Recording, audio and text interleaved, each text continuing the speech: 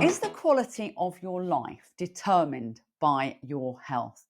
Are you around the age of 60 and already feeling the aches and pains in your joints? My question to you is, do you think that's normal?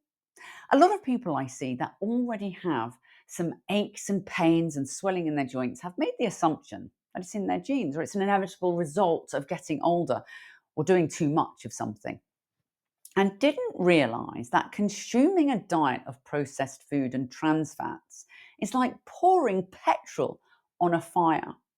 Petrol on a fire. If you're one of those people, stick around, as I'd really like to see if I can persuade you, like I have done so many others, to do what it takes to massively reduce or even eliminate all that.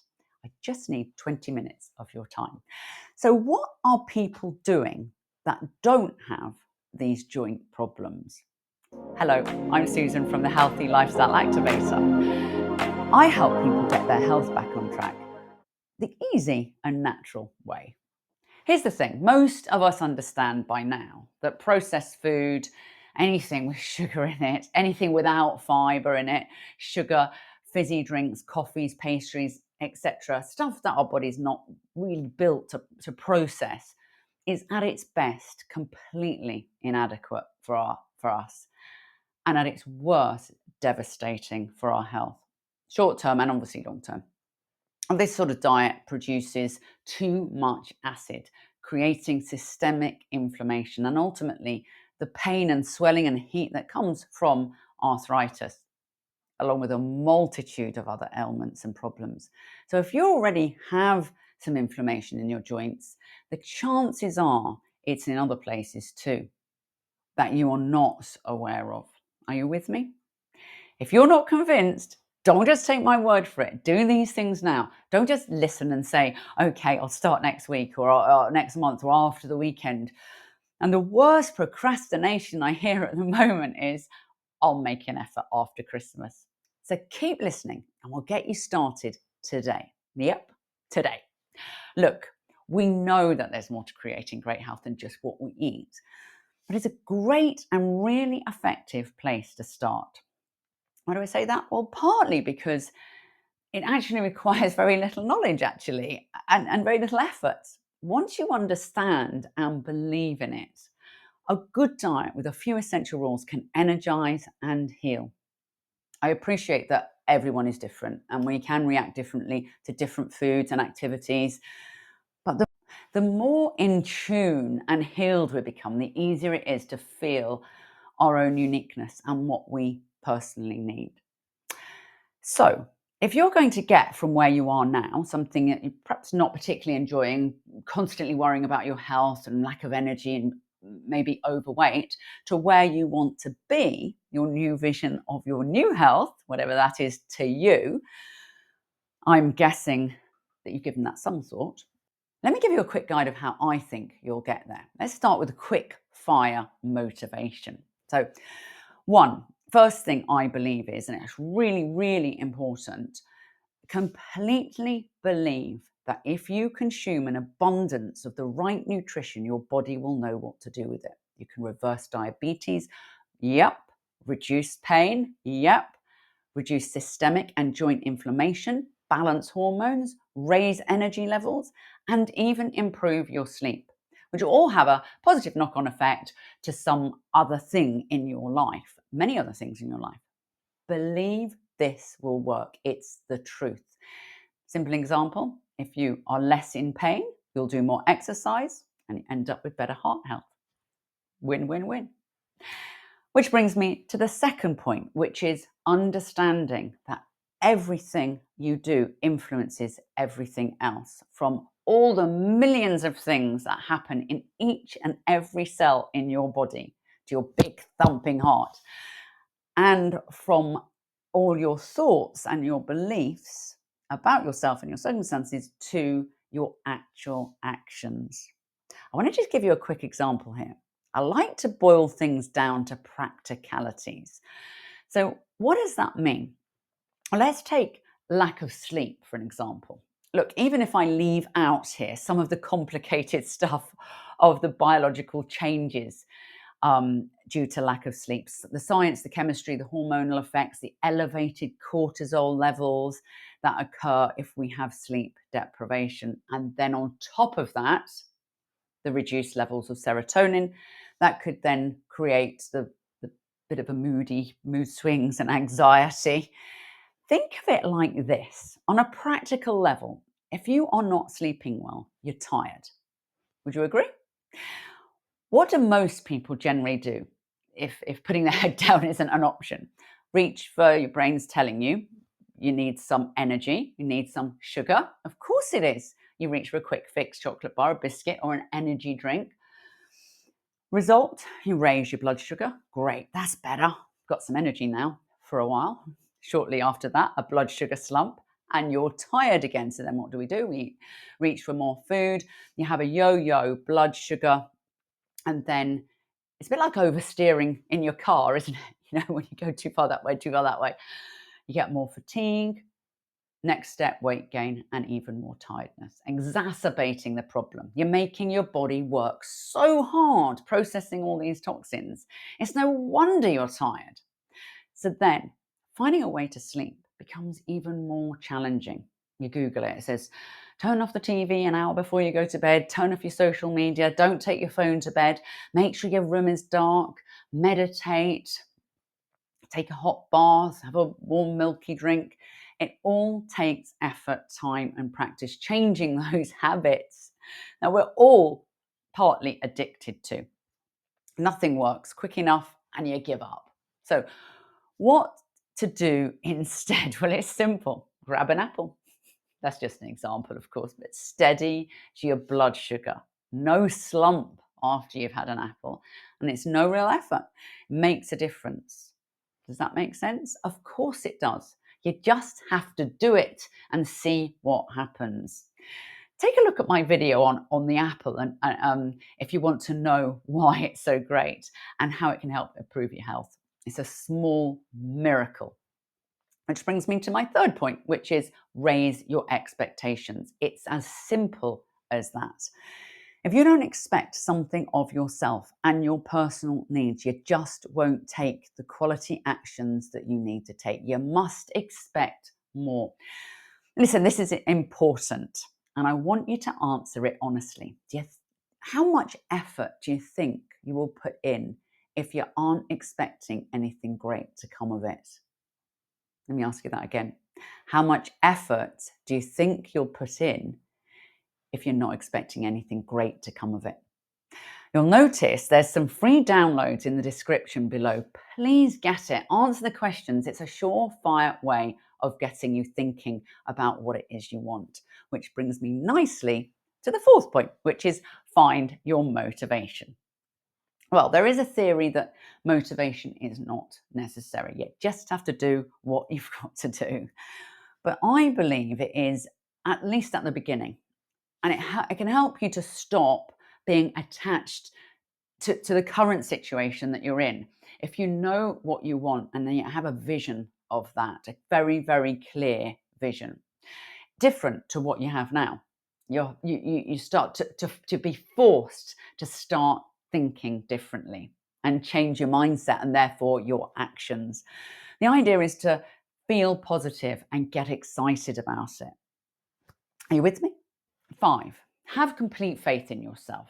Please, believing in the process is one thing, and that's really important. And then there's believing in yourself. Know what you don't want. Know that you are worth more.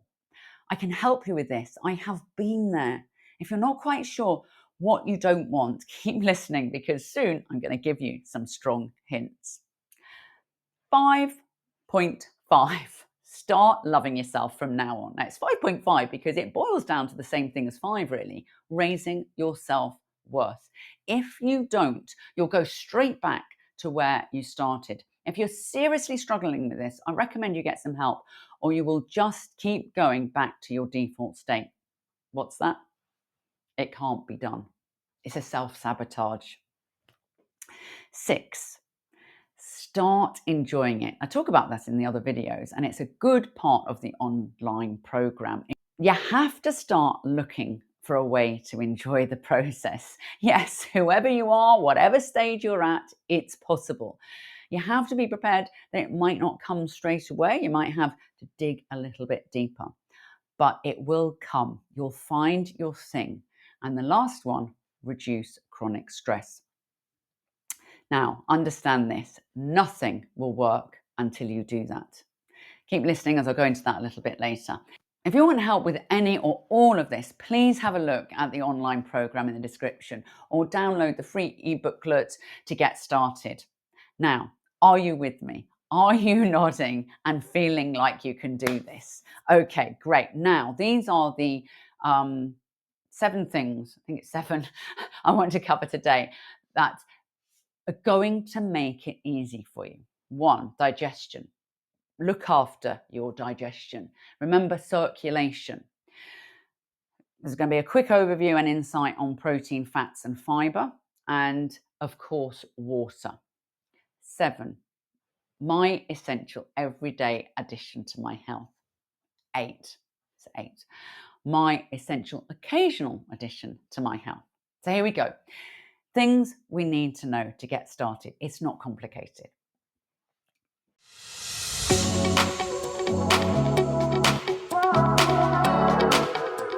Taking care of your digestion is crucial. Well, look, it's incredibly important. It's like an umbrella over everything, because without great, healthy, functioning digestion, your body will struggle to utilize the nutrients and eliminate the pathogens. And listen, eliminating waste requires a huge amount of energy from what we eat. Remember the book that became the saying, "You are what you eat"?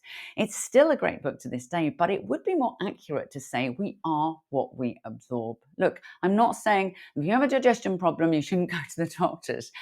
You should, definitely should. But focusing on your diet might reduce your need for multiple visits. And here's a really important key point, as I mentioned, reduce stress. And this is why, because this will be affecting every part of your digestion.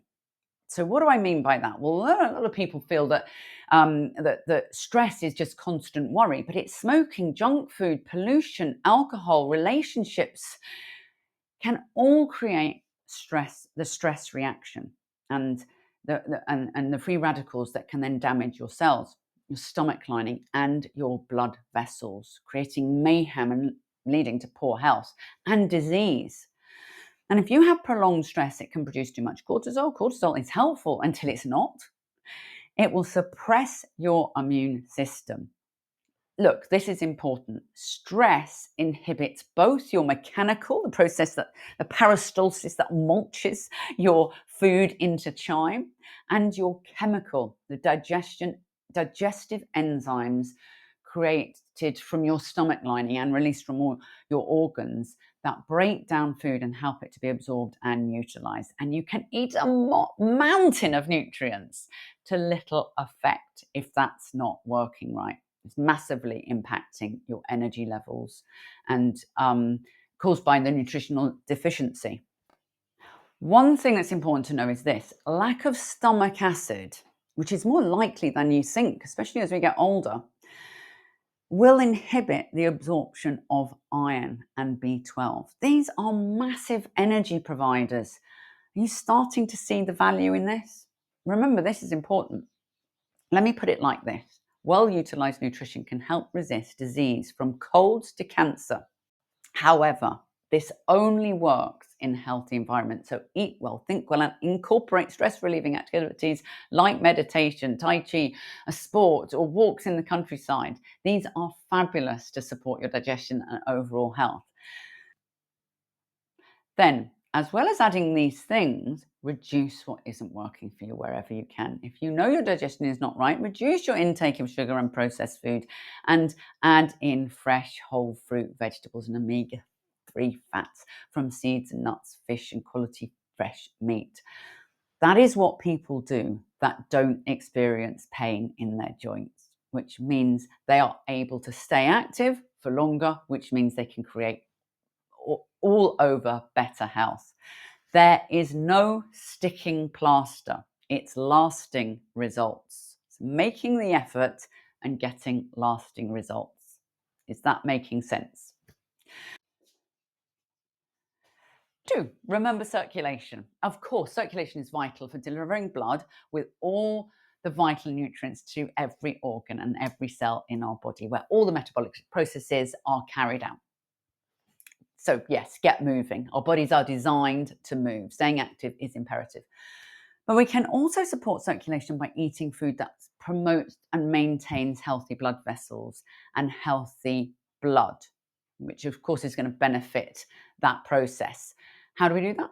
We can do that by incorporating leafy greens into our diet, well, anything green really.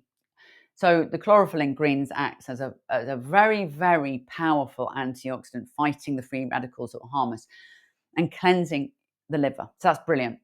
So we know about hemoglobin in blood, which transports oxygen to the lungs and everywhere else. Chlorophyll functions in a similar way, supporting blood health. I frequently use fresh beetroot, which is rich in potassium, contributes to relaxing your blood vessels and therefore lowering blood pressure and increasing oxygen to your cells, along with magnesium, manganese, and iron, which then in turn improves your heart health. It includes nitrates, which aids in reducing inflammation and helping muscle repair. It's well known by athletes for improving endurance. To preserve the nutrients, grate it raw into your coleslaw or put it in a juice or a smoothie rather than cooking it. 3, protein. It makes up 25% of our body, so it's crucial for growth, development, repair, maintaining cells, tissues, muscles, ligaments, skin. Protein is made up of amino acids. And this is the important thing. Some are synthesized in the body, but 9 essential ones must be eaten in your diet. To build protein, all the amino acids need to be present. So missing even one can prevent proper protein conversion. So what does that mean? Well, it's important if you're looking for weight loss, because without the protein conversion, it causes it to be used as carbohydrates or it's stored as fat. Protein can't be stored itself. Complete proteins are found in meat, fish, and meat products. So if you are relying on beans as a vegetarian, or lentils or nuts, combine them to ensure that you get all the 9 essential amino acids. So here's something else important. While many people think that excess protein is just excreted in urine, I did used to think this myself because that's what I was told years ago, it can also be broken down by the intestinal bacteria, which produces ammonia. Now the liver then has to process that, and overworking the liver can cause damage and then ultimately inflammation in your joints, which is what we don't want. How much protein should we eat? Well, it varies based on your age, your build, your muscle goals, depending on whether you're bodybuilding, with an intake ranging from, say, 20 to 30 grams to as much as 100 grams per day. Working this out for your body weight and age and your goals is important. And here's a rough idea. So let's say 20% of your total calories. That's roughly what it should be. So if you're on a diet of 2,000 calories a day, that's 400 calories. So that's about 100 grams. So it's 4 calories in 1 gram of protein.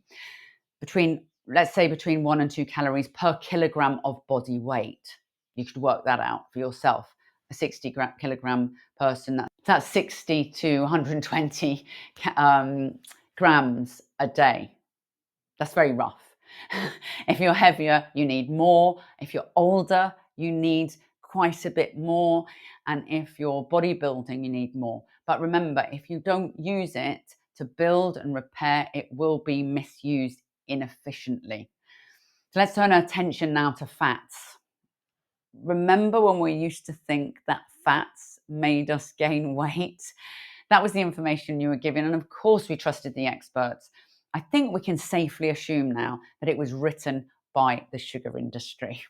Now, we now know that isn't entirely true.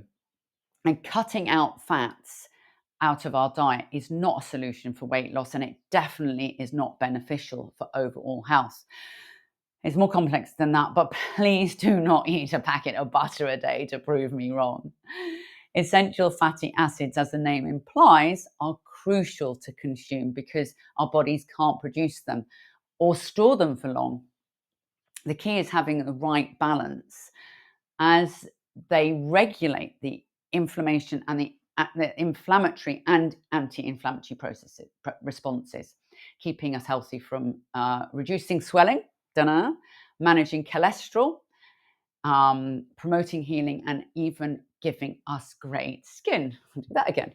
While putting the brakes on our aging process. Yes, we all want that. Can you see the benefit of this now? Look, essential fatty acids also provide 60 to 90% of energy that we need for conversion in our cell and assist in eliminating the toxins which take a significant amount of energy. So that sounds very important to me because if they're left stored in your body, that would be hugely detrimental to your health. Are you starting to see how amazing fats are? Great fats, omega-3 and omega-6 are both necessary. It's the inflammatory and anti-inflammatory, but they must be balanced. Unfortunately, the typical Western diet tends to be high in omega-6, disrupting the balance, more likely to be deficient in omega-3. So here's the easy way to balance that out. You have to reduce your processed meat, not necessarily your fresh real meat, but everything that's over processed. And the trick is to add nuts and seeds and fish. Sprinkle ground linseeds on your breakfast. If you like avocados, you're in luck, packed with anti-inflammatory fats and not as fattening as you think. That's how it works. The omega-6 will block the delicate omega-3s. So make sure you add those to your diet. So let's not get hung up about it because that just causes more stress. The only crucial thing to know is that if you eat a high amount of meat and processed food, you will probably most likely be eating too much omega-6. And that is dangerous, causing hormonal imbalances, lack of energy, which in turn promotes a lack of activity, spurring up your arteries, causing bad circulation, ultimately heart problems, and a good chance of arthritis and joint pain. So let's talk about fiber. When we talk about fiber, what we're really talking about is whole food. It's as simple as that. So while taking out things that will harm us, certain foods that are causing the pain and inflammation, clogging up the arteries and reducing oxygen to your blood, your cells, and your heart, we must be adding the things that do the good work, the whole foods, the fiber, antioxidants, trace minerals. You only really get these by eating the food that we produce intact. Go for it. It's delicious. And remember, it's the fats and fiber that fill us up and keep us full for longer. So if you're looking for some weight loss, it's the most natural choice to make. Now, water. I have seen people reduce their pain just by drinking more water. It's so crucial and it's so underestimated. Water is actually used to lubricate joints, so that would make sense. It also protects organs, tissues, and aids in carrying nutrients to the cells and flushes out toxins. Keeps your body temperature regulated and aids in keeping the quality of your kidneys working well. And yet it's estimated that 75% of people could be dehydrated because they don't drink enough. How much should we drink a day? Well, it depends a bit on what activity you're doing, how much exercise you're doing, what the weather's like, whether it's warm or cold, what your diet is, because you get plenty of water from eating an apple, and your present health, of course, and how much tea and coffee you drink. Tea and coffee will make you pee more, so you have to drink more water. But as a rough guide, I'd say 2 litres would be good. You don't want to force yourself to drink much more than that, but it wouldn't do you any harm. But you could drink herbal tea or lemon water, but whatever you do, if you want great health, get used to it. It's not a goal, it's a crucial lifestyle change. Okay, here's my 2 essential things I do that I believe freed me from any pain and gives me bounds of energy.